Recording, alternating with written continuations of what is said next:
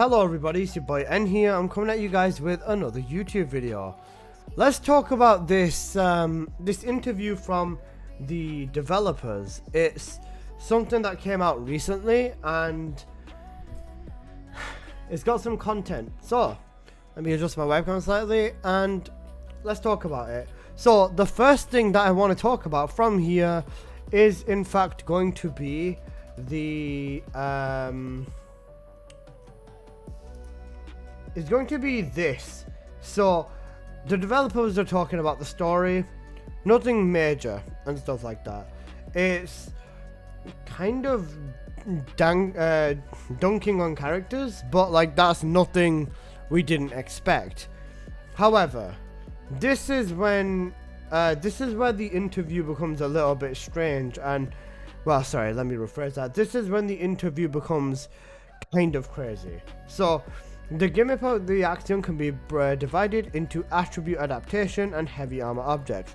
The corresponding weapon, the eraser and the exterminator, translation error, you gotta give it a little bit of leeway, is a gimmick, and the Voltier is more cumbersome than the Voltier and universally worse than the Malevolent. The build in place, but the laser is weak, and the eradicator or exterminator, is weaker than the other weapons. Aren't you too conscious of the overpoweredness or it being OP? I can't tell you that we didn't get the overpowered conscious, because there's dangerous parts of this. The developers were careful. Serena, a gun dealing Descendant, has a high point, so if you break through that with a weapon, you're gonna have to raise the high point of Serena. What this essentially means is that the developers are no longer going to make stronger weapons. They're not going to make strong weapons in the game, full stop. Because if you introduce a strong weapon into the game, you buff Serena with that weapon. Because she can grab any weapon. You can literally grab a purple weapon. You can grab a tamer. And you can curb stomp everything in the game with that tamer, as long as you are using Serena. So it goes both ways. Serena is a major problem that does 100% need to be nerfed massively in order to keep order and balance within this game. But as we've gotten from this interview, Serena will never be getting a nerf. And they've said this before, and it's not something they want to do. But this is the main thing. So they have to be cautious about how they proceed, but they need to patch things to increase the attractiveness of the content. Essentially what they're saying is they're just going to release bad weapons or weapons that aren't that good, and then if they need to, they'll buff them instead of having to nerf them. Trigger modules is something that's basically got the same thing. So they've got trigger modules in the game, of course, and they've gone in with the mentality of we'll release it however it is, and if it's bad, we'll buff it. Because they would rather buff something than nerf something.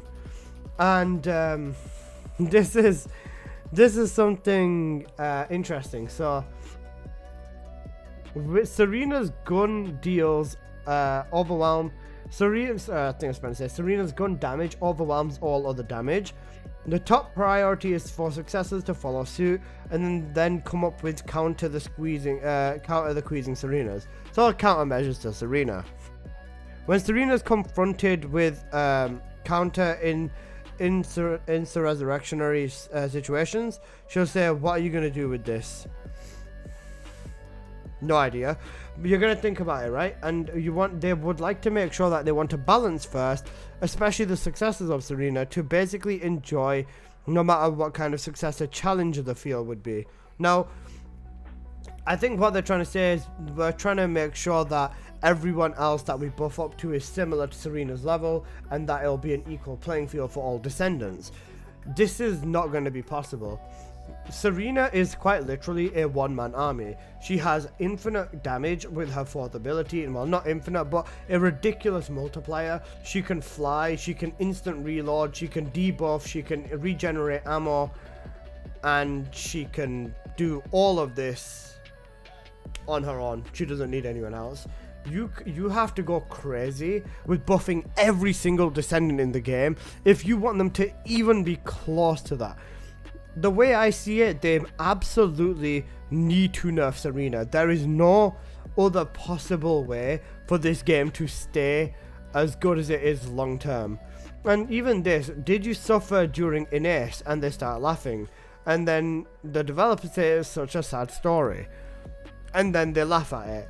It just goes to show the developer's mindset about this as well. I know, you know, sometimes you gotta laugh in the face of whatever to make yourself feel a little bit better, but to me it just seems like they're not taking it seriously, which is like kind of crazy, because the moment you start messing with anything to do with this game's financial situation is when it becomes serious to the developers. Let's take literally yesterday as an example. The battle pass. The battle pass was broken, and what happened with the battle pass? They immediately got to work on fixing it.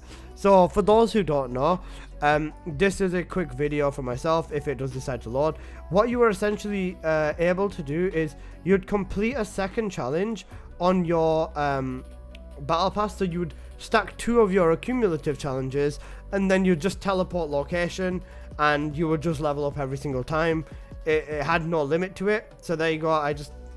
That was something that was immediately fixed. It was fixed within, I think, about 2 or 3 hours as soon as it became a thing. Now, the reason I think this got fixed immediately is because, well, it messes with Nexon's money, and people were 100% going crazy with this battle pass bug, and it was a really big thing because, you know, people were leveling up and they were getting their rewards, they were getting everything, and Nexon have gone so far to even announce the fact that they are rolling back with this. Now, let's have a look at this other bug, the Wall Crasher bug. Now, with the Wall Crasher, you can infinitely loop the instance. This is still in the game. You can still do this, and just because this doesn't include players spending money on it, I don't know whether it's under the radar, whether they care, or whether they've even tried fixing it or what. But this is in the game, and this has been in the game longer than the battle pass bug. It's been, from what I've known, from the moment it got exposed to me, from about 2 or 3 days ago all the way up to now. Oh, sorry, 2 days ago, and then I made a video on it, released that video, and it's been a day and a half, almost 2 days since then now. So yeah, Wall Crasher exploit is still in the game, and you can still 100% do it. And they don't seem to care about that because you didn't spend money on the Wall Crasher. And, you know, getting everything you want out of the Wall Crasher doesn't make a difference to them, but it does make a difference to them if you get everything out of the battle pass that you paid for and can exploit it, or basically pull and get a absolutely crazy amount of rewards, something you should not be able to get. So Nexon's primary focus seems to be their financial, which is interesting. This interview basically just gave to us the fact that they don't care about anything in terms of like majority of this game, apart from just making the game stupid OP, and then just, you know, just doing what they want, and it's basically just haha whatever for the most part. And I'll give you another example of that. The developers at one point in this here, in the next update, basically went and said that, hang on a second, that the people are looking forward to the lounge. What about it? What about the bed? Because the bed has motion. The bed has motion. Now, call me whatever you want, but I think that this is absolutely stupid as fuck. The fact that they're focusing on a bed having motion, and even the concept of the lounge should just not exist in this game, in my opinion. But the fact that they're focusing on the lounge and their money and time is going into development of motion on a bed really shows you where the developers have their focus. It's not on the quality of the game, it's not on balance of the game, it's on making as much money as they possibly can through selling skins and basically eating into gooners. Gooners and people who spend crazy amounts of money onto this game for the sake of bikini skins or just nudity, or as much nudity as they can possibly get without breaking any laws, are the people that's funding this game. And not to say that everyone is like that, they're not. 100% they're not. Not everyone is like that, but there are a lot of them in this game. But the biggest issue is when you start marketing yourself as a company with, well, you know, that sort of an audience, you basically eat into it. The moment they started adding jiggle physics and other stuff like that into their own trailers and stuff like that, that's basically when they just gave into it and realized that they have absolutely no choice. Just give me 1 minute, please. Yeah, so that's when they realize that they have absolutely no choice. Let's say, for example, we look at the announcement trailer for the Breakthrough. Just give me 1 quick second. I've just got to open my door real quick.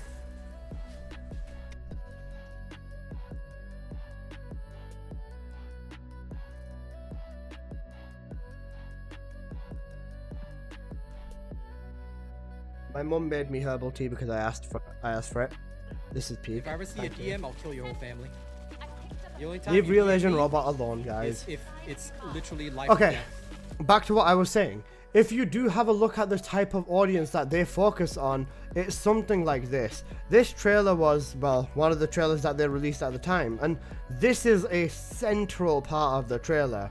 And you know, if you have shots like this and stuff like that, and even focusing on the bike and the arse and the jiggle physics, you basically pick your own audience. And when your audience is this type of a person or this type of a player, you basically set yourself up for one thing and one thing only.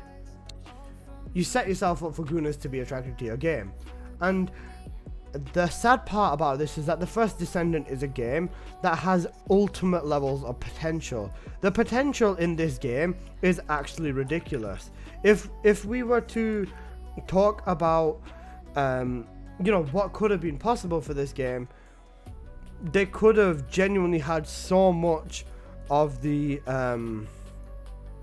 they could have had so much more. There could have been good different game modes. There could have been different things in this game.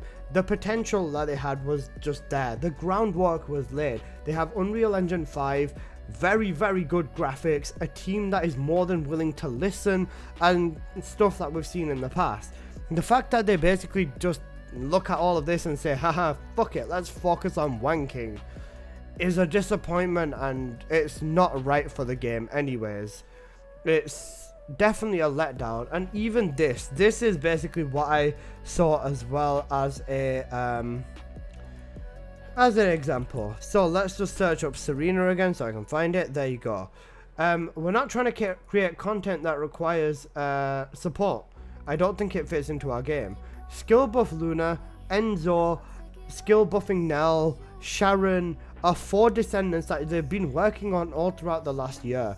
To say that support doesn't fit in this game is a major thing to say, and it makes me think that they don't even understand their own game at this point, because support belongs in any type of looter shooter game.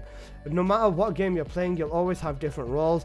DPS, support, 2 roles for example, but this is a main thing in looter shooters, and I can't even call this a looter shooter. I can't even call this a hack and slash. It's not even a looter gooner. It's just a straight up porn game at this point.